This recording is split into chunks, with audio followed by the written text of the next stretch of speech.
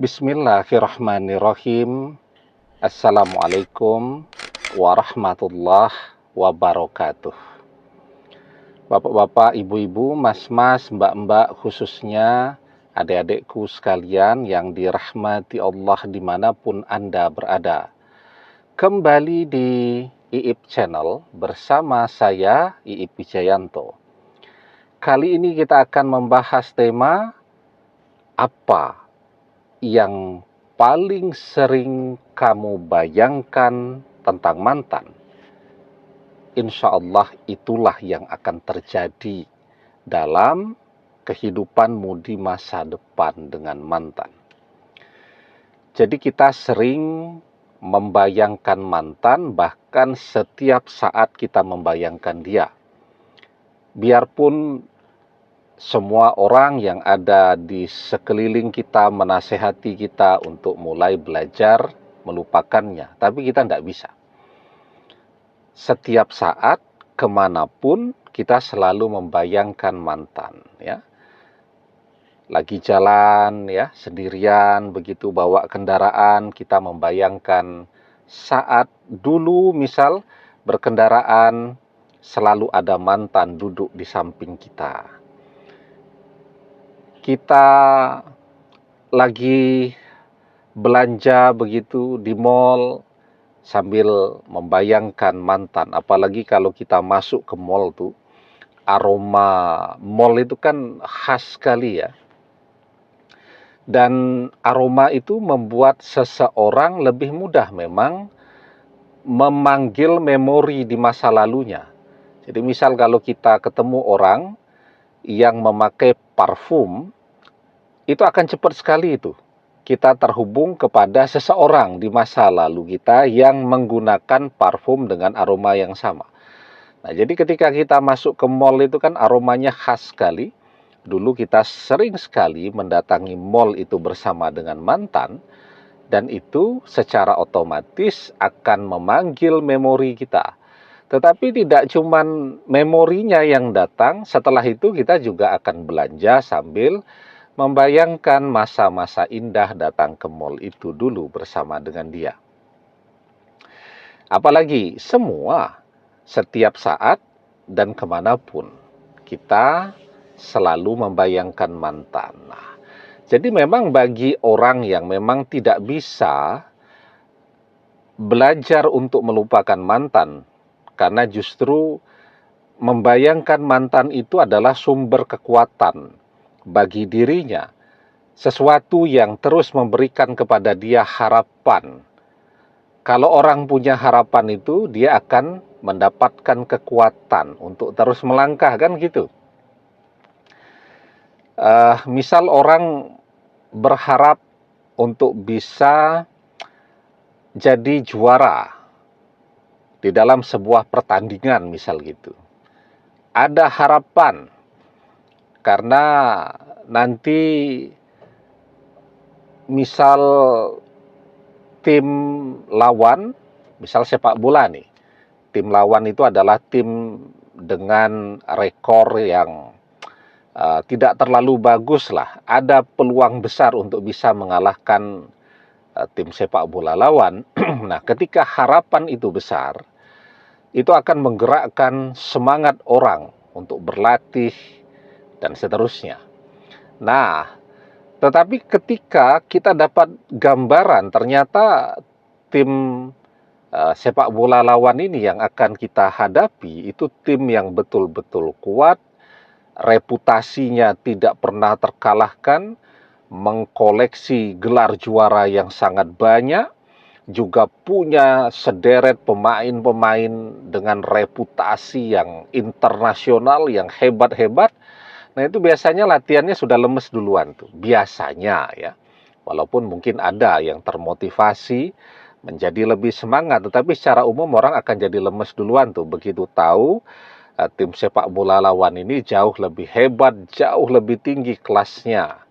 Nah, jadi ketika orang punya harapan, punya tujuan, itu akan memberikan kepada dia semangat dan kekuatan untuk terus maju begitu. Nah, Banyak orang yang memanfaatkan energi ini untuk bisa terus bertahan, untuk terus bisa maju ketika perpisahan dengan mantan sudah terlanjur terjadi.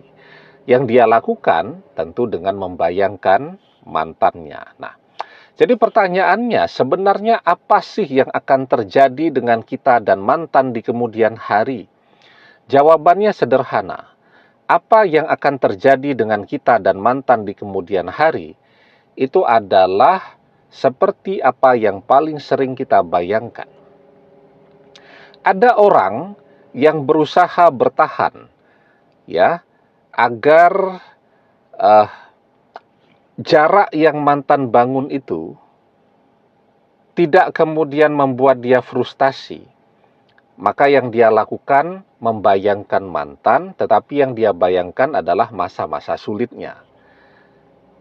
Masa-masa di mana mantan mengkhianati, masa-masa di mana dia mulai mengetahui bahwa mantan sudah jalan dengan orang ketiga, sudah mulai memprospek orang ketiga, dan seterusnya. Ada tuh yang pakai cara seperti itu, ya tidak?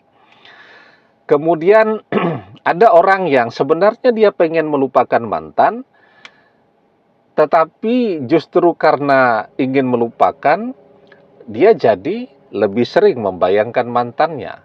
Karena dia memilih cara melupakan dengan cara membenci.